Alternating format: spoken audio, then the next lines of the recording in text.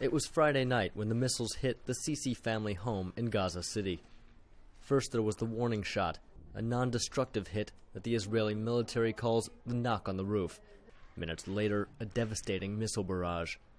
Luckily, the family was able to get out alive, but their home was destroyed, a casualty of Israel's ongoing assault against Hamas militants in Gaza.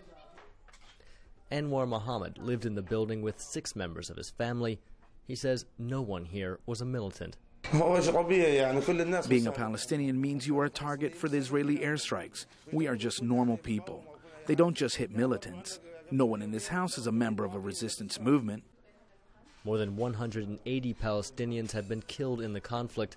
According to the United Nations, most have been civilians. The Al-Nur mosque was destroyed by Israeli fire days into the conflict. The military said Hamas had been storing weapons inside. The attacks have disrupted daily life in Gaza. An Egyptian brokered ceasefire deal accepted by Israel fell through on Tuesday when Hamas objected to the terms.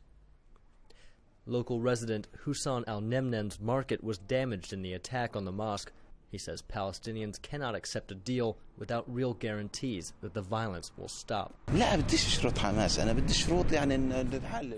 ceasefire deal, I want a guarantee this will never happen again. Because if I go and rebuild my market and they bomb the mosque or the police station, it will be damaged again. This doesn't make any sense to me.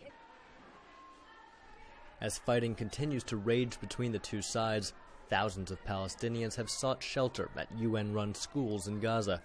Many came from the northern side of the territory after receiving phone calls or leaflets from the Israeli military warning them of coming operations.